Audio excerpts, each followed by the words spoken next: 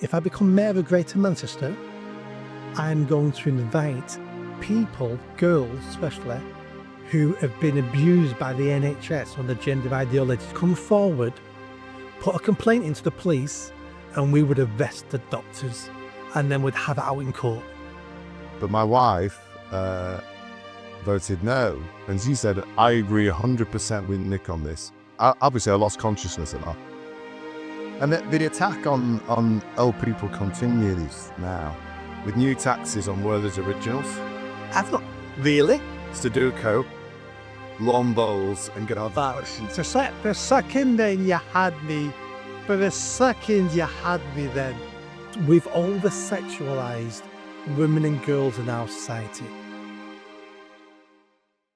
Ladies and gentlemen, welcome to episode 63, the same age as Nick, of The Mayor and I, with Lindsay Khan and Nick Buckley, MBE, where we discuss current events. I tend not to look at the camera in the right place a number of times.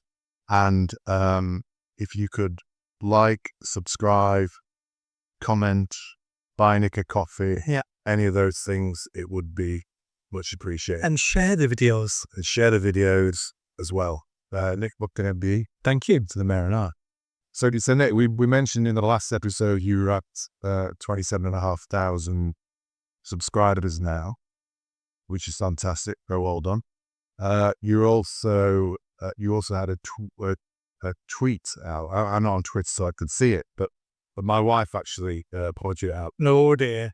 And the tweet you did got 14 million views. And my understanding of Twitter from when I was on it is that if you get that's 14 million individual views, not the same person viewing it twice. That's my understanding. I don't know. Yeah. And that actually represents 20% of the population in the UK. So if that's the case, it's quite staggering. But I think what was quite interesting, and what staggered me more, was that my wife, who labels you many times as a misogynist or a racist, many other things. No, she got you right. We have friendly disagreements, me and your wife. So, friendly. They're always very. I think they're always good discussions you have. Which is what it should always be about: debate, discussion, and disagreement is the heart of what we talk about here, really, isn't it? But this tweet, which just let me find the correct sentence. So the heading underneath was, "We have turned our young ladies into strippers and pole dancers." And what it was a video. Apparently the guy who took these videos was arrested, supposedly. So somebody chastised you for that, I think, the fact that you were posting videos that somebody had been arrested for. Because he was basically walking around the streets of Manchester, videoing young women wearing skimpy outfits. Obviously, I watched the whole video to make sure that my research was correct in the process. I just came across as a dirty old man then, didn't I? My view when I saw it was, this is fine. My view was these attractive, and this, I remember this from my youth when we used to go out on a Saturday night. Girls were dressed in skimpy outfits, showing their bodies, and women do tend to have nicer bodies than men, in my view. Obviously, my view. And my kids generally agree with me. And in fact, to the point the debate got so heated that on our family WhatsApp group, one of the kids actually put a voting, when you put those little... Yeah. And I think 4 or 5 of us all voted yes, there's nothing wrong. But my wife voted no. And she said, I agree 100% with Nick on this. Obviously, I lost consciousness at that because I'd never heard it before. So this is quite interesting because, obviously, because my wife agreed with you, but also interesting that I didn't agree with you, and most of my children didn't agree with you either. We thought this was... My view is this is just a way young women the hormones are raging, they're in their sexual prime, they want to show their physicality to young men, and that's all they sting. And seeing girls in miniskirts and high heels is something I've seen many times in my youth, admired many times in my youth. So I was interested to hear why you took such a kind of hardline view on this. Yeah. And clearly this is a big subject because you had 40 million views with it as well. So why is this? What I suppose the question is, why is this? Did this Twitter tweet attract so much attention? And how can our views on this be so far apart? First of all, let's address the video itself. So the guy who goes around Manchester City Centre openly filming women walking down the street, that's actually illegal activity. Illegal. Illegal activity. You can do that. Once you're in public, you can be filmed. There's no expectation of privacy if you're in a public domain. He has been arrested by the police, but he's been arrested for... he's only been arrested. He's not been charged yet or prosecuted yet. But the police have arrested him for something called upskirting, which means you actively place your camera in between the legs of women to see what's under their skirts. That's what he's been arrested for. So that's different from filming people walking down the street. The reason why... When is your case going to be tried? Well, it's... But the serious part of this is... we've over-sexualized women and girls in our society. There's always been a line, and that line's always been blurred, and there's always been pushed up against and sometimes crossed and pushed back down. There's been a line in society, and that line disappeared 2-3 decades ago when it comes to what women can wear on a night out and be acceptable. The women you remember from your teens and 20s were not wearing what those women were wearing in that video. You just think they were because a change has happened slowly. There's no way women in the 80s were wearing basically nothing, having their breasts hanging out, having their skirts so short you can see their thongs. That's why I use the term they're dressing like strippers and pole dancers. Yeah. Now, I can understand why your children, who are all in their 20s, thought that's acceptable, because for their lifetime, women have always sort of dressed like that. Now, my pushback against this is two reasons. The first one is this: girls copy women. We keep over-sexualize our girls because they keep copying the women they see. Every pop star is basically a pole dancer. Half of them are naked. Lots of female pop stars now turn up in see-through clothing. You can see their breasts, their nipples and everything. We're turning them into prostitutes. Now, prostitute doesn't mean necessarily you have sex. It just means you're selling yourself for sexual gratification. And that's what most female pop stars are now. Sexual gratification. Now, so they're damaging the girls. What do I care about adult women? That's because they should be able to do and dress how they should. And yes, they should. Not for one moment did I mean we should enforce laws against the women and tell them what they can wear and what they can't wear. That's for society to do. That's for social norms to do. That's a rocky road to go on, I think. Exactly. Yeah. That's for societal shame to dictate. Now, we need to look at these women individually. Not individually, but as individuals. Why do modern women at the height of feminism, where they're independent, they're strong, they've got their own careers, their own money, I don't need no man. Why at that point in our civilization are women choosing to dress like hookers? And it's because feminism has damaged them. Women now believe their only value is their physical bodies and what men want to do to them. I disagree. The most valuable part of a woman is what's in her mind, her personality, her experiences, wanting to be a mother, being kind, being compassionate, being loving. They're the most important things of being a woman, not what's under your clothes.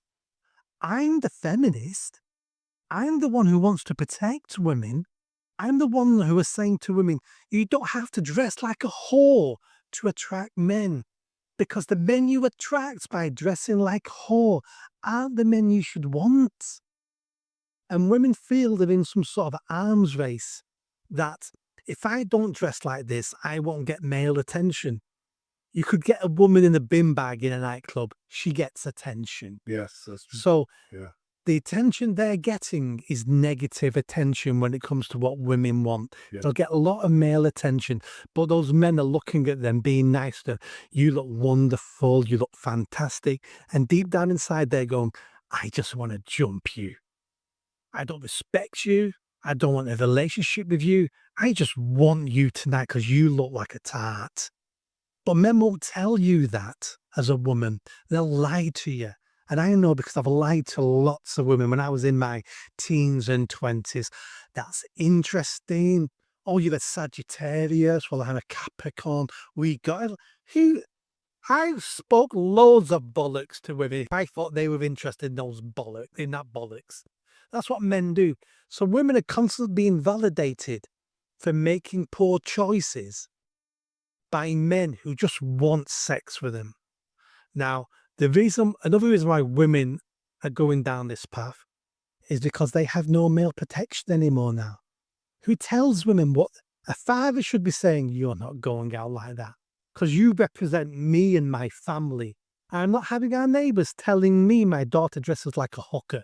I'm not having it put something else on.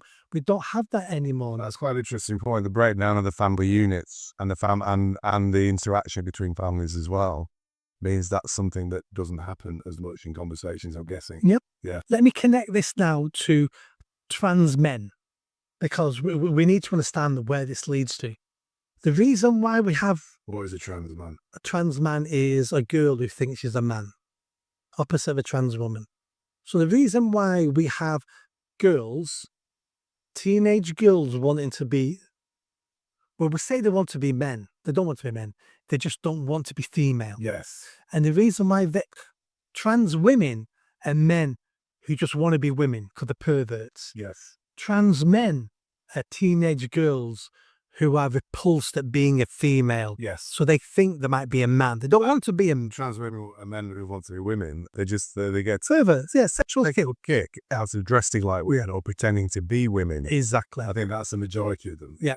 So let's look at teenage girls. So teenage girls, when they're developing into womanhood, start developing breasts, bigger hips, and they're becoming sexually attracted to men.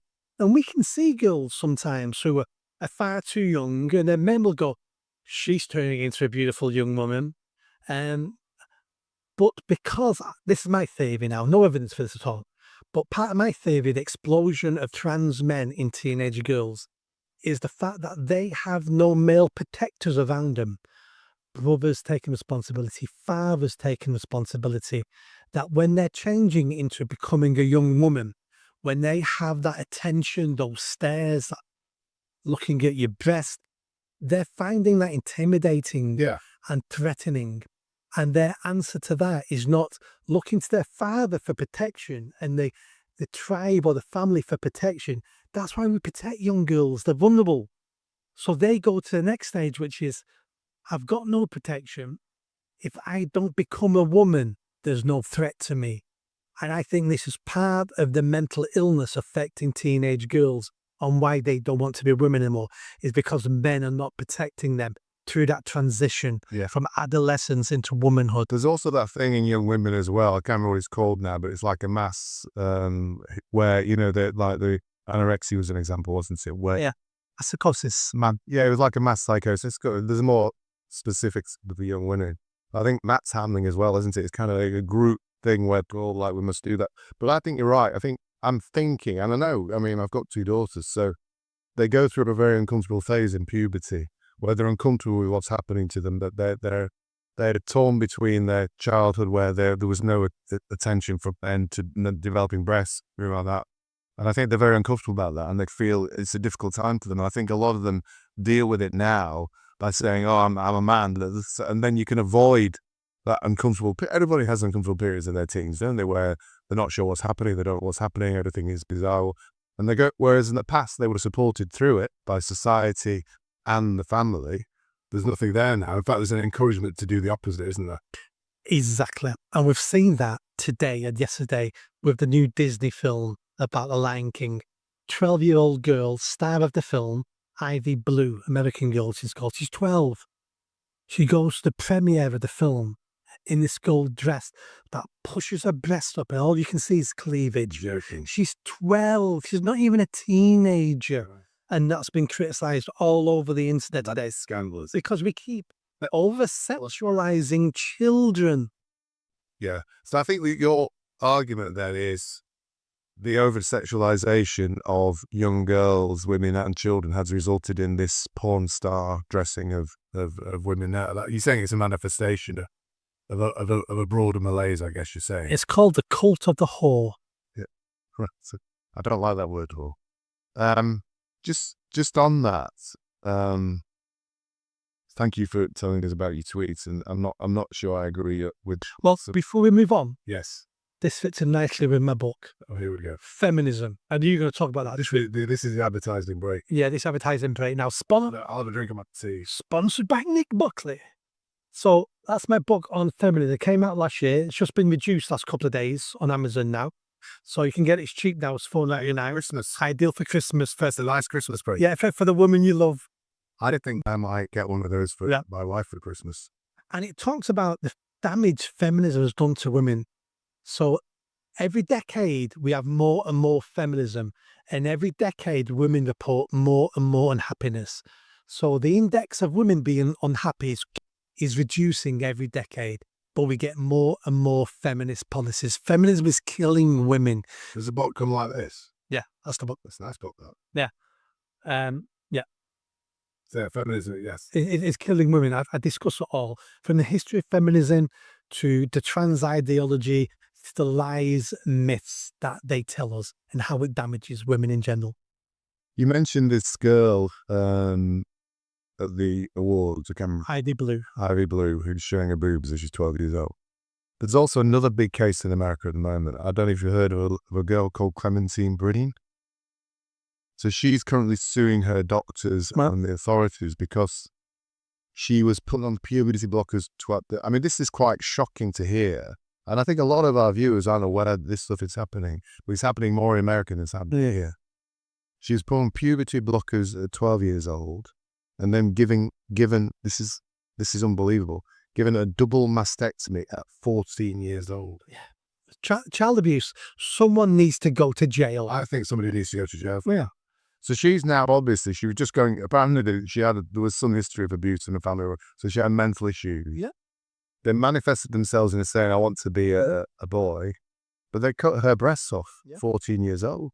I mean, it's just unbelievable. You can't even have a hysterectomy in this country until you're 30. You can't have a tattoo. You can't have a tattoo till you're 16. 18. But they gave this girl, and she's not an isolated girl. She's not. She's not. This is what they're doing to young girls in as a result of this crazy ideology. When I was running for mayor earlier this year, I came out with a statement that got a bit of traction with some of my NHS family employees. Some of them weren't happy. Some of them thought, yeah, but some of them weren't happy. And it was this: if I become mayor of Greater Manchester, I'm going to invite people, girls especially, who have been abused by the NHS on the gender ideology, come forward, put a complaint into the police, and we would arrest the doctors and then we'd have it out in court. That was one of my policies. Let's have this out in court. Let's arrest the doctor who abused a child in this way, and let's get it to court. We may have lost, but let's get it to court. Yeah. We'll arrest them first. That's the argument. I remember when I did have my Twitter account, I had a Twitter account because I was mainly talking a lot about the trans issue, which now again has turned the corner, I'm pretty sure. And I remember seeing a picture that one of my followers posted or whatever. And it was a doctor in America, topless, a male doctor, topless, with his arms around on either side of two young girls with scars like that, scarred, and all three of them were smiling. Yeah. And I think I put the comment under it something like, there's only one man there who's happy, because they weren't men, they were two women. So I said, there's only one man there that's happy. All three of them were smiling, but they had these horrific scars here. It's called top surgery. They make it sound very benign. Yeah, top surgery. Top surgery, I'm just going over top surgery. It's horrific. Costa Coffee in this country had an advertisement out 2 years ago, cartoon advertisement, of cartoon characters on the beach running around drinking coffee, and one of the characters was a slender male with 2 scars there. That's disgusting. And that was Costa Coffee. I never drink Costa coffee. I'm going to definitely not drink it now. One of the perpetuators of all this crap, we're talking about this DEI crap, the trans crap, all that, is the BBC. You and I don't watch the BBC. We don't have the BBC license, so we can't watch it. One of us is lying about watching the BBC because I know for a fact I don't watch it. And almost every episode you go, on the BBC, but I don't have a license. So if the TV license are watching this, they need to go check your house out. I'm petrified. By the way, for any of our older listeners, if I could just say, if the BBC license operator bloke turned at your house, older listener, I'll speak to you, you're an older listener. Yeah. And they say, we're from the BBC licensing, whatever. What you do at that point is just simply slam the door in their face. You don't have to talk to them.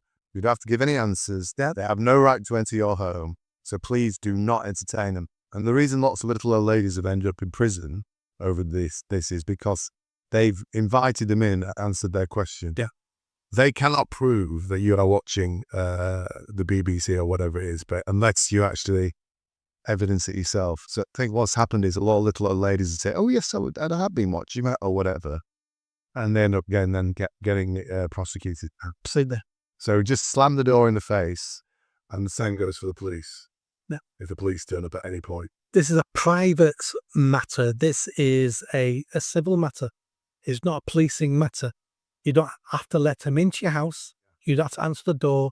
You don't have to answer any questions. Just say, yeah, no, thank you, and close the door. That's the end of it. You also have every right to film them. Good showing now. So, and that's the same with the police as well. The police turn up, unless they've got an arrest warrant for you. You don't have to talk to them, and you can film them during the interaction as well, just in case anybody submits it as a result of watching Nick.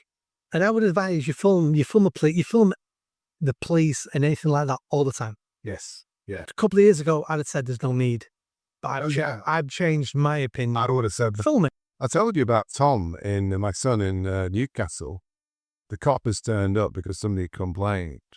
And he basically, spent hours, 2 coppers turned up, complained about music noise from a neighbour at the back who was known for complaining. And they spent like 3 hours. They filmed the whole thing. Well, first of all, it's not a policing matter. Yeah. It's a civil matter. It's being enforced by the council. Yeah. Yeah, I think it was the council did any basic. So, and then I got involved in most of it. Anyway, it all went on. But the time and energy they spent on that, it was unbelievable. Well, I can understand it if he's playing music all the time. It's describing people's quality. No, but if he was, it's describing people's quality of life. Yeah. But yeah, always film any interaction with any authority figure, because their interpretation of what they said to you isn't always what they said to you. Correct. Have a record. Have a record and say nothing. Answer no questions. So yes, I don't watch the BBC, and so I don't have a big similar view. However, I am aware there is a presenter on the BBC called Greg Wallace, who we've spoken about before. And I think there was an article, I don't even mention this before, but one of the headlines in the media said, Greg Wallace accused of touching a woman's bottom. So this is like the latest iteration. So this is the latest accusation. So Greg Wallace, a male grocer, is now accused of touching a woman's bottom. And as I said when I saw it, I think I said it to you, I said, and apparently the Pope's Catholic. I mean, how is that possibly a headline in any bloody newspaper in the country or on the BBC? You know, and this BBC organisation, these media organisations are the ones who roundly ignored the grooming and the abuse of thousands of girls over decades. And that's because certain victims are not really victims, and certain offenders are not really offenders. But when we get the right victim with the right offender, so middle-aged, well-to-do women and an older white straight male, heaven. Yeah. That's heaven for the mainstream media.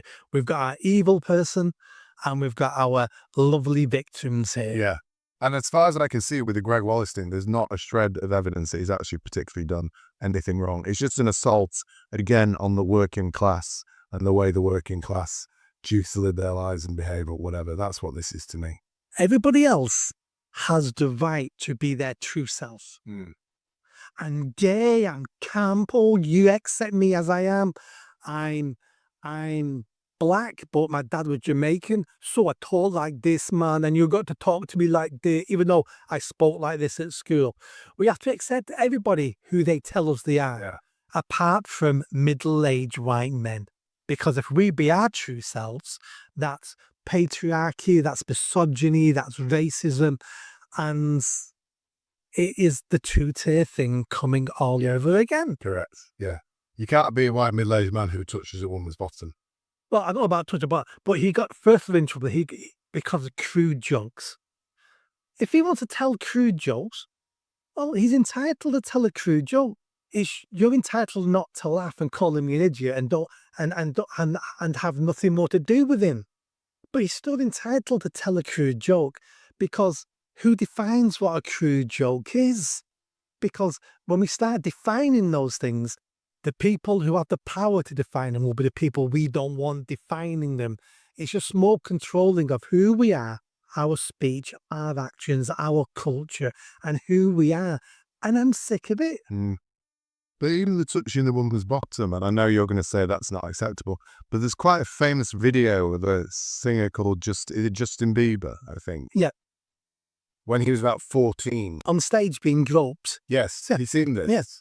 So this is a young boy. He was about 14 at the time. Famous, admittedly, becoming famous. Yeah. But a bunch of middle-aged women went over to him. Groping him, kissing him. Groped him, kissing him.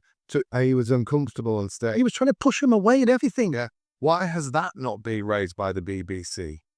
Sexual assaults. Wrong victims, wrong offenders. Yeah. So Greg Wallace touches a woman's bottom. It may have been they may have been flirting. It may have been a perfectly innocent bottom touch, as we've all done in our time, Nick. It may have been perfectly innocent. Cast headlines: Justin Bieber groped on film by a bunch of middle-aged women, kissed or whatever. Nothing. Why aren't they being hauled up for sexual assault by the police? Our culture has a real problem with males being victims of sexual abuse. We saw it with the Johnny Depp case, even though that was sexual violence, that was domestic violence, when he filmed his partner, I forgot her name now, and he said to her, "You can't hit me like that, you know, I want it." And she went, "Ha, who's going to believe you that I've hit you?" Yeah. So our society never sees men as victims. And I can understand that, because men shouldn't be victims. Yeah. And we shouldn't be the pussy crying, "Oh, look at me." So we shouldn't be like that. But we've got to a stage now where you can do whatever you want to men. And Especially white men. yeah, and no one seems to care. Yeah. Here's a stat that's in my book, all evidence from lots of reports. We can't stop looking at that. Well, no, because this upsets many, many women and many feminists. You don't want to do that, Nick. More men are victims of domestic violence than women. Yes. That I don't agree. We've had this Yeah, before. but the evidence is in the book. All the studies from all the universities, from all the reports. Men do more damage than women, but women do more domestic violence. So there's a big difference, Nick, between a woman hitting a man hitting a woman. But there's very few women who could hurt me. I'm not talking about damage. I'm talking about the fact we allow women to assault men. Yes. And even in our society now, most women and most people will not believe that's the case. No. The evidence is concrete. Yes. Yeah. No, I can imagine that yes, frustrated women, I can imagine will hit men. But it's more of a protest than an actual physical assault. When a man hits a woman, that is dangerous, physically damaging to women, isn't it? That's why that stat, whilst it's fascinating, is effectively useless. So are you saying it's okay to hit men? No. So I don't see your point. Well, the point is, what I'm saying is that stat per se is useless, because it's wrong that women hit men. However, the fact that more women hit men than men hit women is an academic stat, because women hitting men will not do any physical damage. Men hitting women will do serious physical damage and can do serious physical damage. Well, how about if I said women hitting men is the trigger that some men use to beat the crap out of women? No, because men should not. You and I always talk about men's responsibility. Oh yeah, no, absolutely. Men should not hit. No, they shouldn't. Yeah. But if we live in a world where we're being told all the time that men and women are equal and women are independent and can do what they want and should be treated just like men, that's where that leads to. And I don't condone any of that. I think if you're trying to give a tenuous link between fact, women hitting men then precipitates men to hit women, I don't know that's good. Most men, I think... No, that's documented in the book. No, what I'm saying is most men don't hit women because the women are hitting them.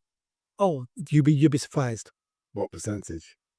50% of all domestic violence across the Western world, Yeah. 50% of that violence, the man and the woman are just as violent as each other. Right. Okay. That's 50%. Did the women start it, though? Or the women just defending themselves? No. The women are the... How is this data even come to light? They ask perpetrators and victims of domestic violence. Who started it? Yeah. Yeah. And this documentation has gone for like decades from many countries across the Western world. This isn't debatable. The stats are out there. We just don't want this now. Yeah, but you're heading towards a conclusion, which I think is not justified, that the reason men hit women is because women hit men. No. Oh, right. No. There's no justification for any of it. My point was, you seem to be saying it's okay for women to hit men. No, I didn't say that. I seem to be defending women that they can't do any damage, so it's okay. Yeah. I'm just saying we never should be hitting anybody in a civilized society. I agree, but it happens. But what I'm saying is I'm less concerned about women hitting men as an issue in our society, as you should be. Well, there's evidence and cases out there of men committing suicide because they're battered husbands and they don't know what to do about it. How many? I've no idea. Yeah. Violence against anybody is no solution. I actually know somebody like that. Not who committed suicide, but I know a battered husband. He used to turn up at work with bruises, whatever, and he had a big wife who used to batter the hell out of him. And he'd come in with a black eye. He actually used to get quite hurt by it. Yeah. He'd come in with a black eye, busted lip, and we'd say, "What's up?" And he'd say, "What happened?" And he'd say, "Oh, I fell over." And Excuses. it was always the same excuses. Yeah, he actually separated. The Johnny Depp case blew this out the water. This beautiful, petite, blonde, pretty girl he was dating is admitting, and lost the case, but admitting on tape, "Yeah, I do it, you. But who's going to believe you?" Yeah, I think it's true. I think, what was I going to say? I think that it isn't right that women hit men, but they don't do as much. Don't do as. I missed my point. I think what we need to agree on this is no, you will on this, because we need to make sure we're not being accused of being misogynist, violent idiots here. The point we're both trying to make is we should never get to a place in society where we solve our problems with violence. No, I don't agree with you on that. You and I have disagreed on this before.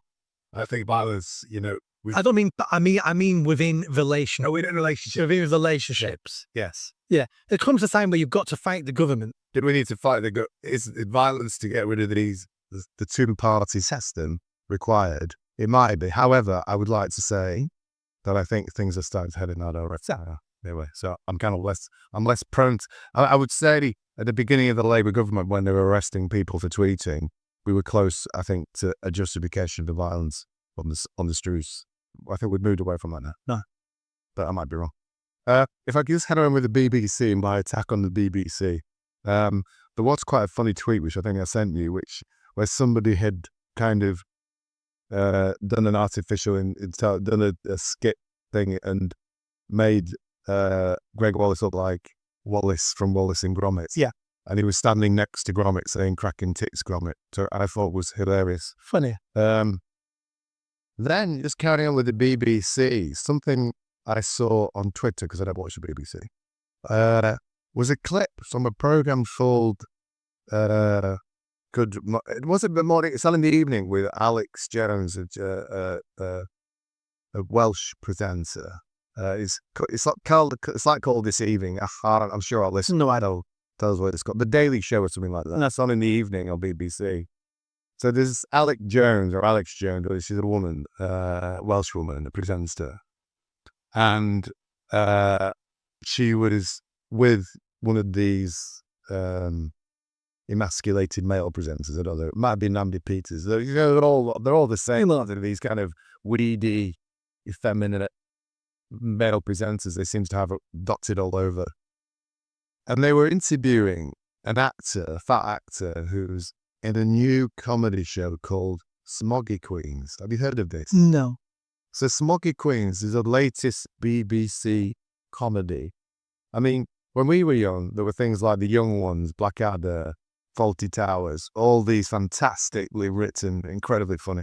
So the latest offering on the BBC is called Smoggy Queens. And it's about a bunch of drag queens. That doesn't suffice me. A bunch of drag queens who live in Newcastle and make jokes, basically. And I think it showed a clip, or I watched then a clip of this just totally unfunny thing with a bunch of drag queens pulling funny faces, not saying particularly witty or erudite things. But of course, it's drag queens, Nick. And why is it Newcastle? Oh, because that's where the real people live. So Yeah. we're going to do something, we live in London, in Islington, talking bollocks all the time. But what we're going to do is set a show about a flat where a bunch of drag queens all live together in Newcastle. Because that's what it's like. Yeah, that's what they all live. They'll prance around in Newcastle dressed in drag, living in flats together, saying very unfunny things to each other. So this kind of got worse then, because that actor who's... What made you watch this? No, because it was somebody that she said, this is the state of Britain today.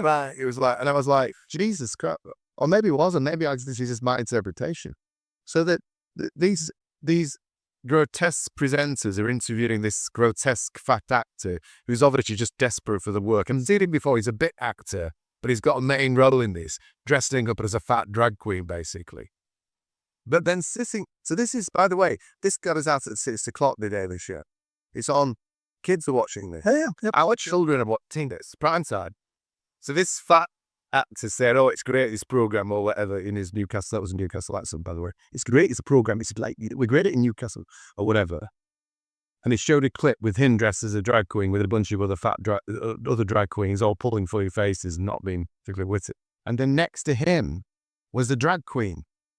And he's like, I'm like, what's that drag queen? So this is Prime Stantini. And so then this Alex Jones character says, while you're here, I don't know what the name of it. I must ask, what's the latest edition of Drag Race?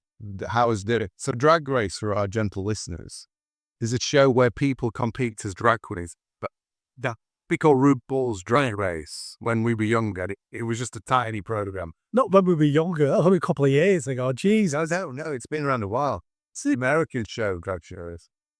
And he said, yes, we got some lovely queens on this year, blah, blah, blah. And then a clip of this now. And I thought, this is prime time television, BBC. They're promoting a program about drag queens in Newcastle, and then talking about another reality program about freaking drag queens. Why wouldn't they? We've got drag queens going into primary schools reading books to kids. So having it on the BBC talking about it is absolutely normal. That's how much we've fallen. How far have we fallen? Drag is a art form within the gay community that was for adults. It's not panto. It's not one of the dames in panto messing around where, that's different being in a panto. Drag is an adult art form popular in the gay community. I've not got a problem with it if that's what people want to watch. But again, we have this for so many times. Within queer theory, that's what the Q stands for in LGBTQ. About breaking down barriers in society. And one of those barriers are the barriers between adults and children when it comes to sexuality.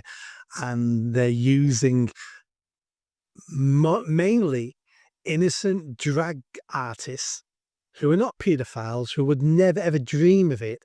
They're using them as battering rams to get perversions into schools. And having it on prime time BBC television, promoting it, it is grotesque, Nick. Well, that's the BBC. Have you seen last day to the former BBC presenter has got 7 years in jail for abusing children? I think I heard about that. Yeah. So he did more than Sue Edwards. Sue Edwards only had videos of people abusing children. He actually abused children. 7 years in jail. I'm amazed he got sent to jail. Thank God he did. Yeah, I was going to say, surprised he got sent to jail. Speaking of DEI and our the woke agenda, just it's been again another interesting week for the Labour Party for all sorts of reasons. So Starmer met Diakos Mitsotakis, the Greek Prime Minister, Right. to talk about handling the Elgin Marble gun. I mean, Starmer, does he have a publicity department that just says to him, I think if you do this, people think you're even shitter? What? How does he stagger from one stupid situation to another? Because he believes in it. This is all far left ideology. He believes in it. He believes we never should have an empire. We never should have colonialism. We should not have those things in our museums. Now, the Elgin, do you know much about the Elgin marbles? Yeah, I know the name after Lord Elgin, who found got them. They're Awesome. Yeah, because they were just lying around, weren't they? They were basically decaying. They'd folded. It was like, it's giving more details, actually. So when I was a kid, the Elgin marbles I'd heard about, I thought they were marbles because I played with marbles as a kid. So I always thought they were famous marbles in a museum somewhere called the Elgin marbles. I was a stupid kid. I was going to say, I wish I hadn't asked you. Well, I was a stupid kid. But then I found out Elgin marbles were I look at them when I go to the British. Yeah, no, they're fantastic. They're like a frieze. Yes. They're like a frieze from the top of the Parthenon or whatever. Yeah, that's exactly what they are. Yeah. So they're the carvings that were at the top of the Parthenon in Athens on the big rocky outcrop. Elgin bought them. I mean, at that time, then I think the country was part of the Ottoman Empire, run by the Turks. Legal government. He bought them. Legally bought them. The government in Athens at the time signed off the deal, and the London government signed off the deal. He bought them. He then brought them back to the UK. I remember reading something. They were stored in a wooden shed somewhere. That's what happened to him at the time. He brought them back. They stored in a wooden shed in Greece. Yes. So. He brought them back to the UK. When he was dying, or he died, or before he died, he sold them to the museum. Not to make a profit, because he was in debt. So he got his money back or whatever. And so they were purchased. They weren't looted. We didn't run Greece ever. He was a guest there, but actually bought something off in the government. Yeah. They belonged to him. They belonged to us. Obviously, I don't blame the Greeks going, we'd like them back actually.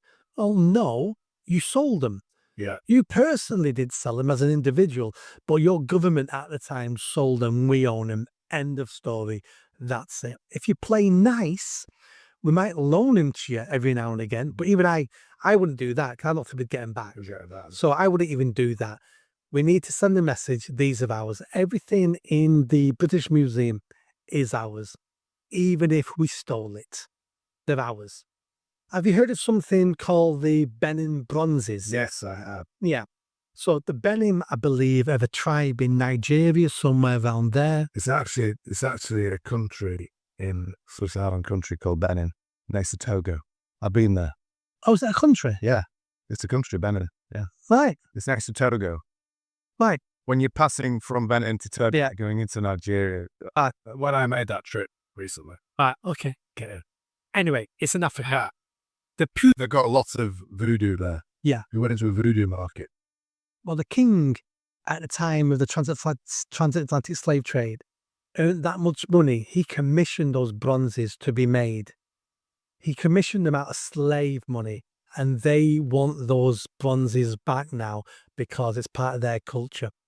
A German museum gave their bronzes back and they disappeared. Yes, I heard this. Yeah. They gave them to the royal family or the museum and they've been sold or they're gone.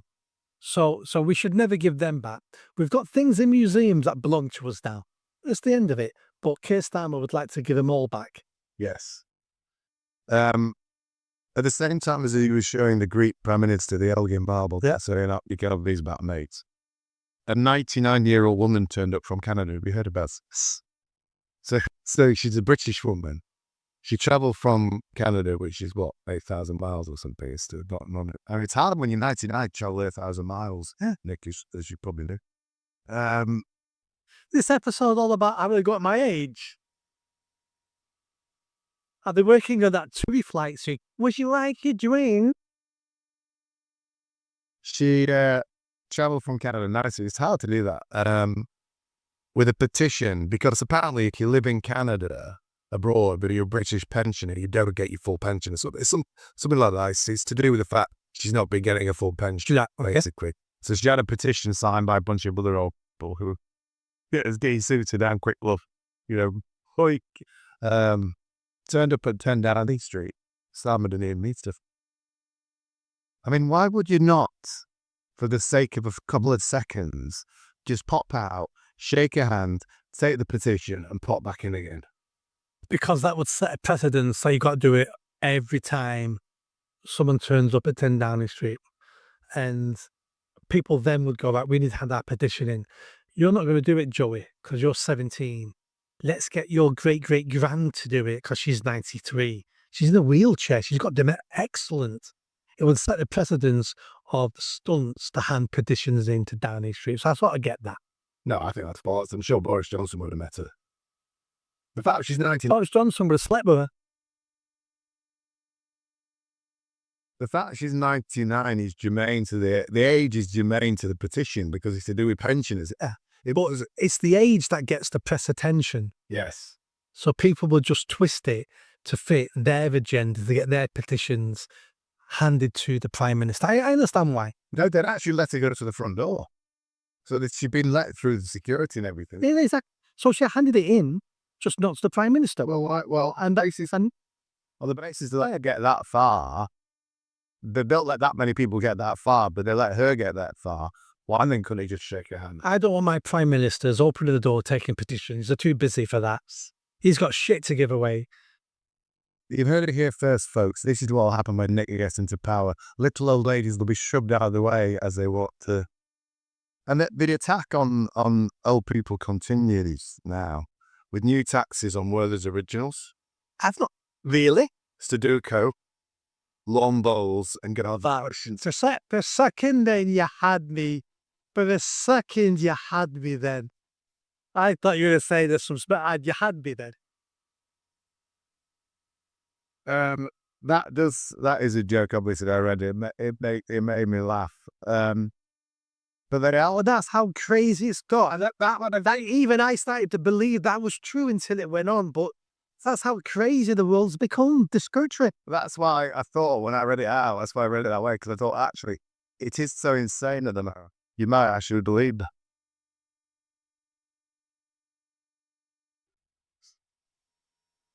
But it is almost as insane. They're now banning, I don't know if you're aware of this, because there are certain things are banned before 9 p.m. now, junk food adverts. On the watershed for TV. Yes, yeah. I don't think you can advertise McDonald's now before 9 p.m. I think. That's correct. And gambling and all sorts of things, yeah. But they're now banning the advertising of crumpets and porridge before 9 p.m. I heard about the porridge. Makes no sense at all. My understanding, and I'm not a dietitian, but my understanding is porridge is one of the healthiest breakfasts you can have.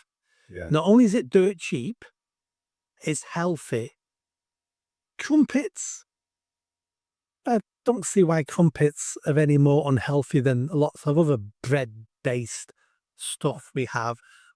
But the problem with all this for me is it takes away agency. Whereas from normal people who got brains, if they want to be healthy, they won't eat crumpets and they won't eat porridge. I mean, they will eat porridge because porridge is good for it. Yeah.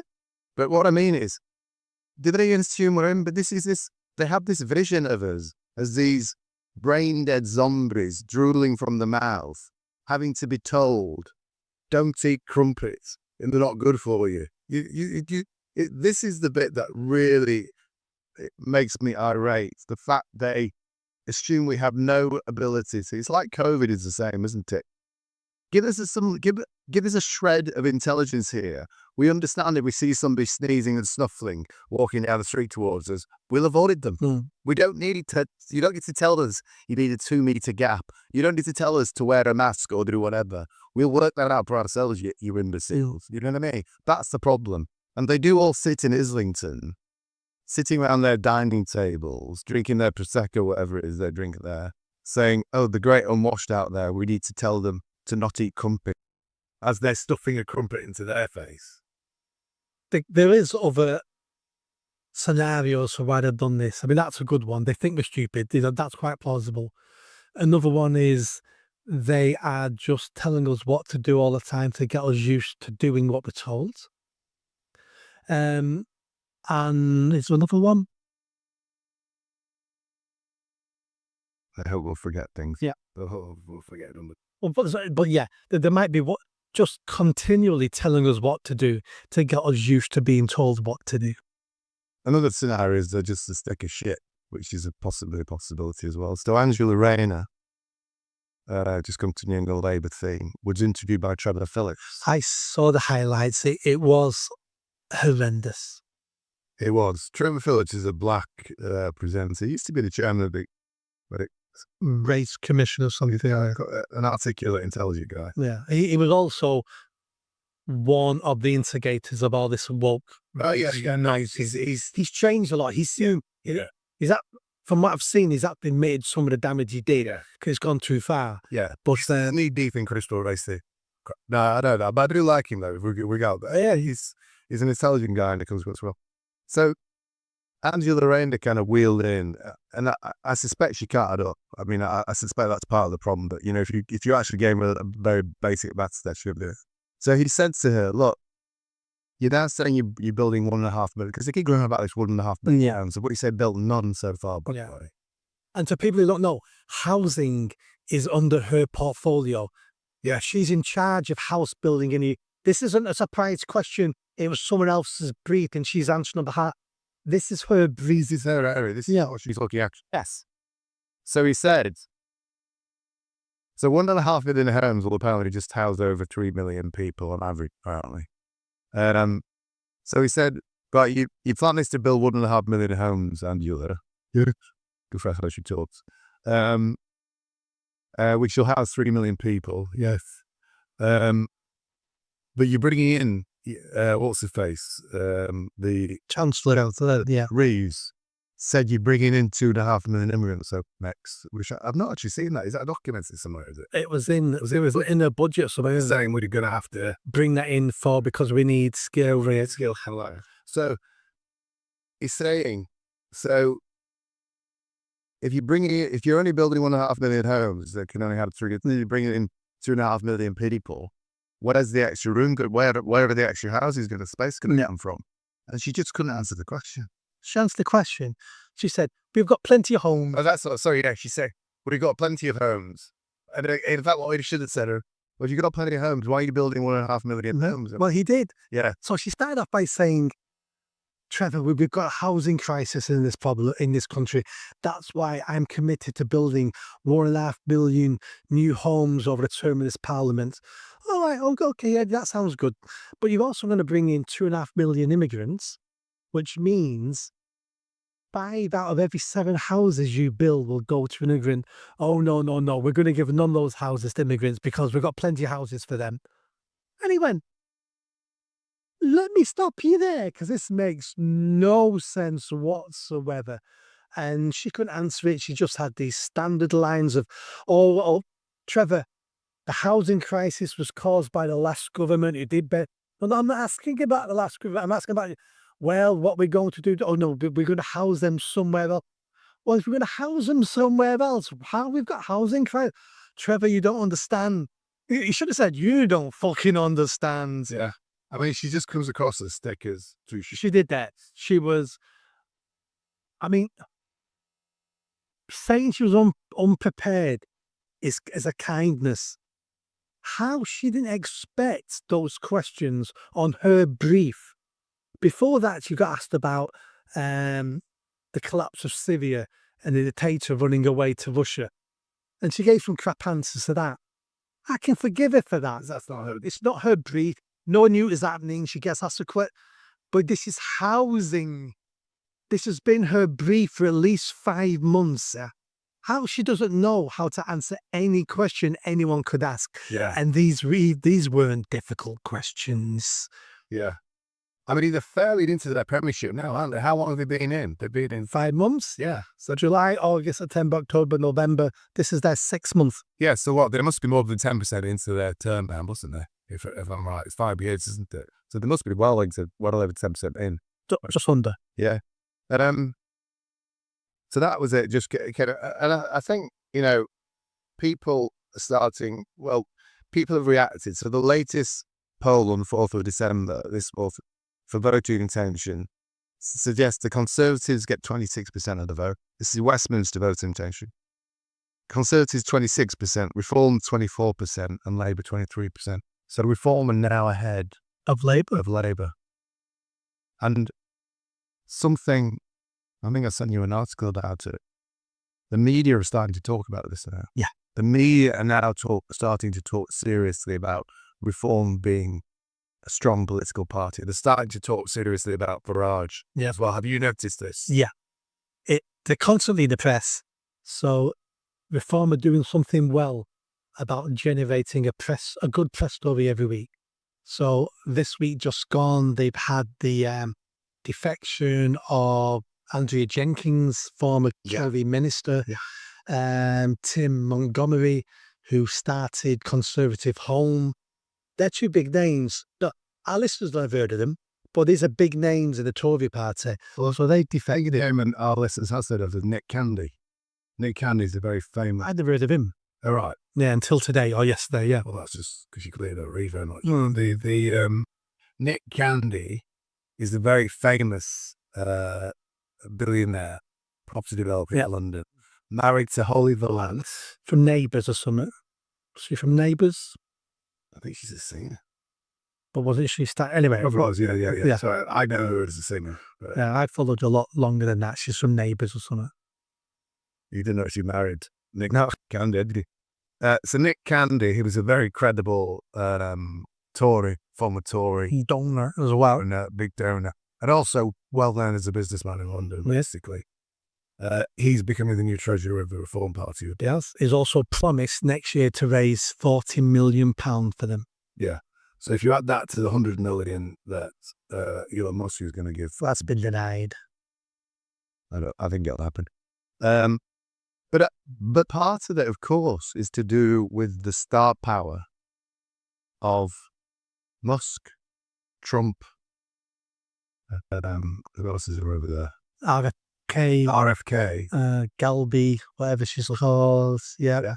So these guys have got real star power, and people they all support and endorse Farage. Yeah. And that's what's starting to get off people, I think. Reform seem to be on the ascendancy. They're attracting more and more people. Their membership now is over 100,000. Tories, I believe, is only 140,000. So, they could have surpassed them. They're winning some by-elections. The big test will be the local elections on the 1st of May next year. Where you're standing for option. Yeah. Would you like a world exclusive? I'm not sure if I'm ready, Nick, but yeah, go on. Right. I'm going to spend Christmas. In the Classic Hotel. No, it's got scabies now. Have you seen that? Yes, is that convenient? Scabies outbreak. Yeah, because I think you made the point.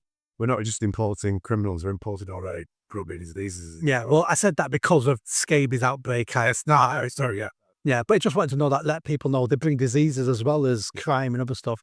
I'm going to spend Christmas seriously considering joining Reform in the new year. Ladies and gentlemen, can I just say you've heard it here You have been a member of Reform before, though, haven't you? I stood for them once. I was never a member. There was nothing to join in when I stood for them. There was no membership to join. I just stood under the umbrella. They were basically a couple of weeks old. Yeah.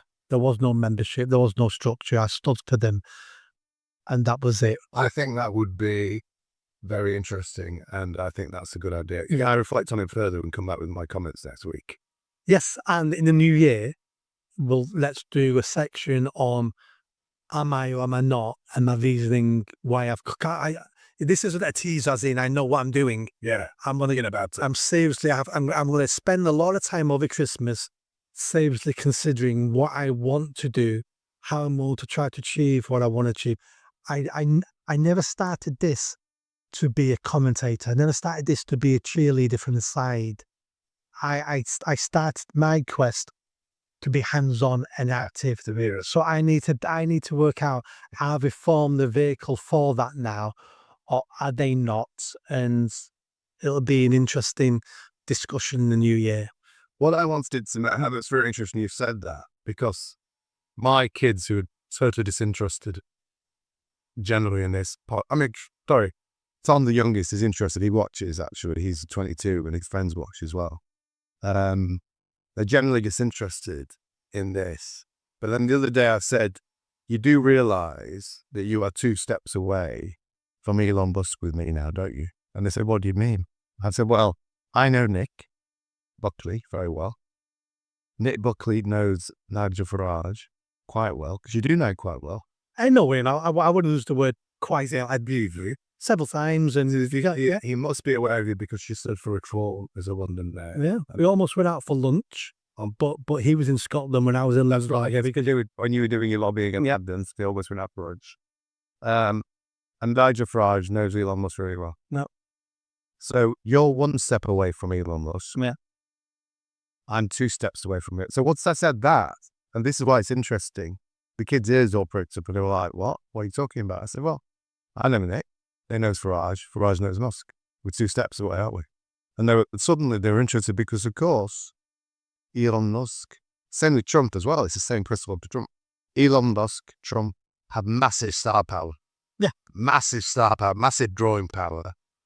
And being associated with them, like Farage is, or being associated with somebody who's close to Farage, is now trendy. It's now exciting. It's now interesting. And that, I think, is having a massive impact. Farage is the outsider underdog. Yeah. And everybody likes the outsider underdog. But he's an outsider underdog. So it's sponsored by girls. It's a political scene. That's the part. And that's, I think, why you're thinking about it as well. Because suddenly it's trendy to be Reform. I'm thinking about it. Look, it's trendy to be Reform. I'm thinking about it because I'm looking at Reform going, this is more now than a protest vote.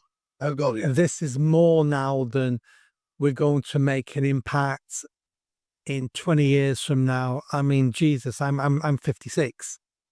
All these, I'm going to report you hate crime. Constant ageism from you. I picked up this sitting this week.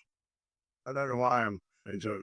But yeah, I need the decision I need to make is reform the vehicle, because if it is, I need to get on board.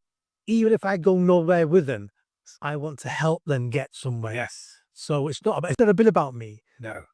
But I've got a lot to give. I've only got so many years left to give. Yes. So I either jump now and do it, or I end up. I'm not jumping you what to do with it as an MB. I would stand as a councillor. I wouldn't stand as a councillor probably. I would stand as an MP. But again, none of this would be in my gift. It would be Reform looking at me, and that's part of the problem as well, because do I want to be judged by Reform UK? Thanks, Nick, for joining, but you're not the type of candidate we want. That's a possibility, and that'd hurt. Well, some of the comments you made about, all that sort of stuff could be risk. Then they might not like that. And then misogyny and racist may not have gone down well with them. Yeah, on my age, I'm too old. So that would be. I think you're not a great candidate for that. Yeah, but again, And let's say they would welcome me and they would allow me to stand as an MP. I'd like more than that. None of them have got any experience in social issues. They're all self-made millionaires, which is great. Yeah. Who's the man of the people in reform? Who's the one who's worked the young people and the homeless and worked in local government and got all that experience, who wrote books on the matter? Yeah. I could bring so much more, but I don't know if they want me or not. They may just want self-made millionaires. They may do. I think it would be a good thing. Could I ask a favour though? If you're invited to Mar-a-Lago to meet Farage to discuss things, can I come with you? Not if you carry on with the age stuff. That's your final warning. You're very fickle, aren't you? Oh, wait till I get into power. You're capricious, aren't you? Mm. I think that's really interesting. So yeah, we'll talk more about it if the likes though keep going out.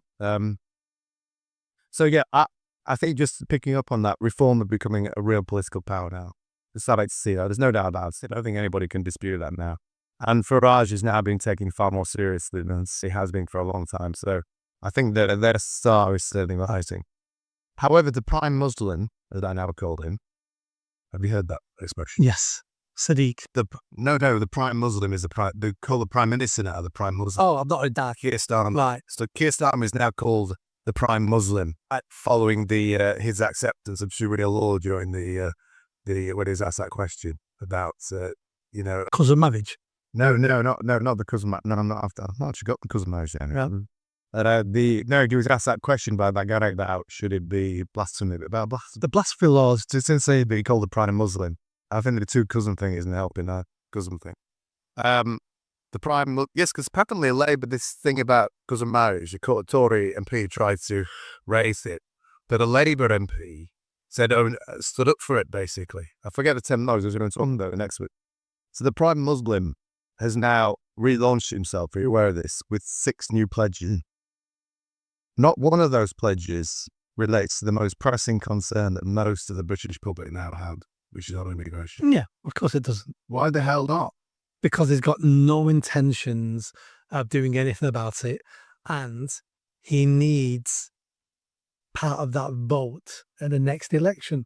He doesn't want to come across as anti-immigration because he relies on the Muslim vote and the immigrant vote, but he's lost some of that over Gaza. He's trying to regain that, so he's not having any of that. Hence why he didn't shoot down the blasphemy question in Parliament. He answered it in such a wishy-washy way that we still don't know where he stands on it. Yeah. Because he doesn't want to lose those votes. He is a gutless wonder, isn't he? He's playing politics. It's like sick in it though, Nick. They are. Through it now. He's a gutless wonder. He's put 6 new pledges. He's not addressed within those pledges the biggest concern that people have in this country. And Matt Godwin was doing some stats the other day. Something like 88% of the British public are concerned about fitness to immigration. Of course they are, yeah. Yeah. So it's like it's not a minor topic now. It's a massive topic in this country, and he doesn't even address it. He doesn't because his staff have worked out where his votes are, and there's no votes for him in clamping down on immigration. But he's going to lose votes from everybody else.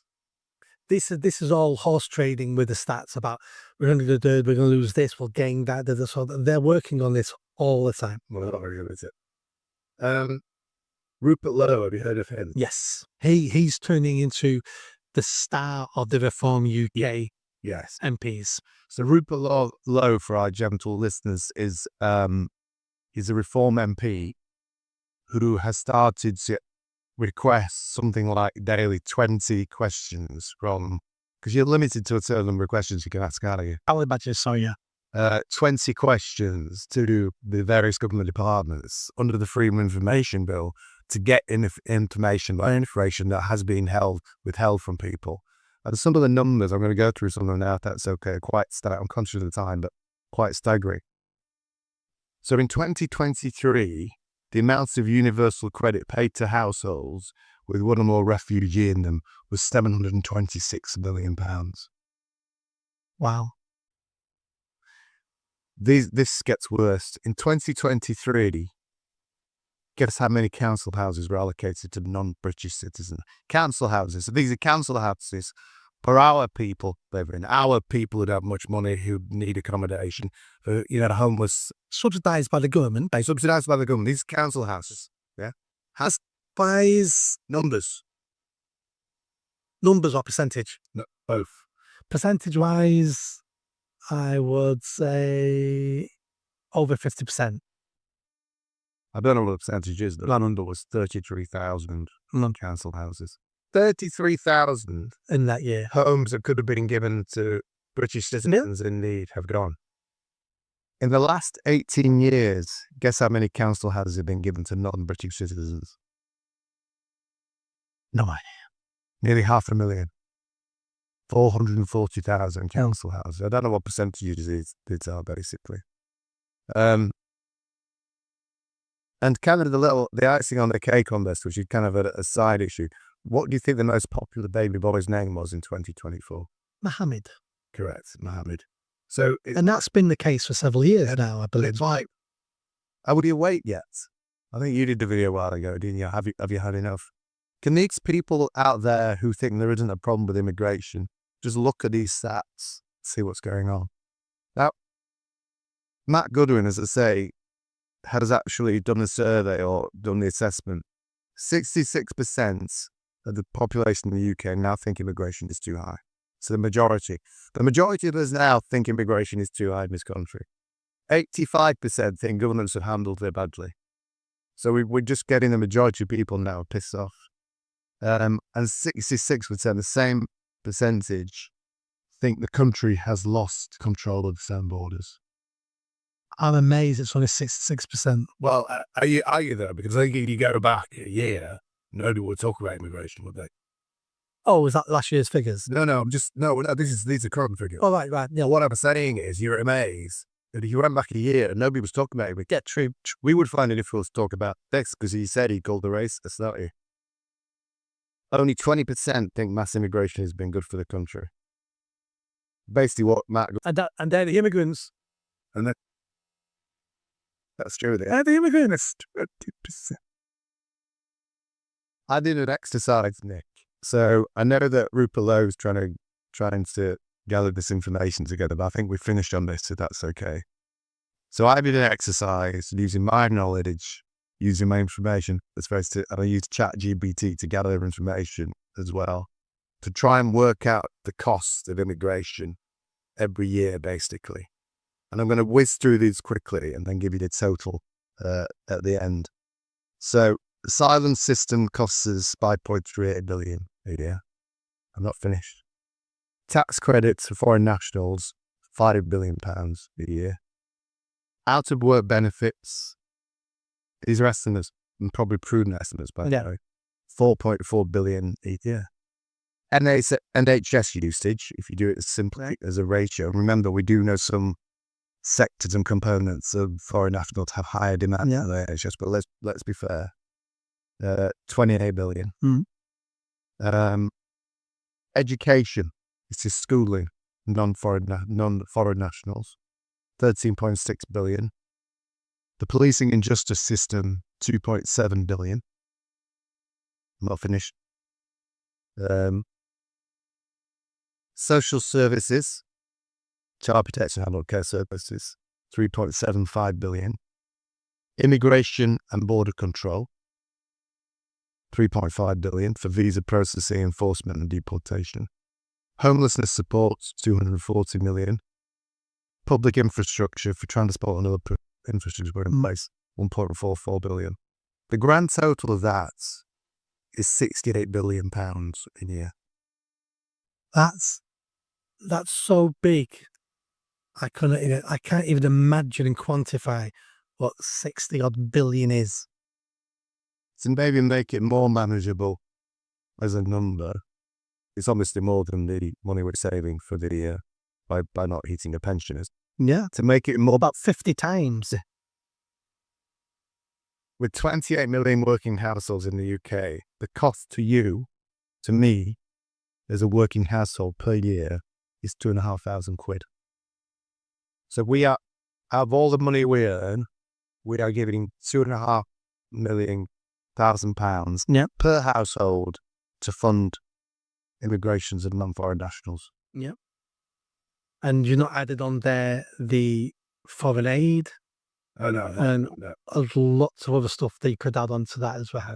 And we wonder why it looks like we have no money. Yeah. Where we're an extremely rich country, we're just wasteful without. We're an incredibly rich country, but we're giving away a massive percentage of our GDP to fund non-British citizens. Yeah.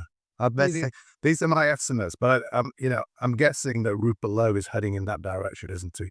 He's coming out with some stuff all the time. He's like a dog with a bone. Yeah. He asks a question in Parliament. He doesn't get the answer in so many days. He has to get the answer. He raises it again, embarrasses the department. He's doing some really, really good work. Yeah. The summary on that bombshell for our listeners is for basically asylum seekers, non-foreign nationals, non-immigrants to this country, we are spending £70 billion a year to fund that. Yeah. And it's costing us £2,500 per household. And I think my estimate is slightly conservative as well. With government figures, or especially finance figures, the rule of thumb when I worked for the council was double it. There's a load of stuff I've not covered today, Nick, or maybe we can cover next time, but hopefully that's been of some interest to you. It is, apart from the fat jibes. No, age jibes. I did mention the fat. No, that's because you're the fat one. But yes, we don't. The fat bit, yeah. So, yeah. Nick Bob, very nice to see you. Thank you.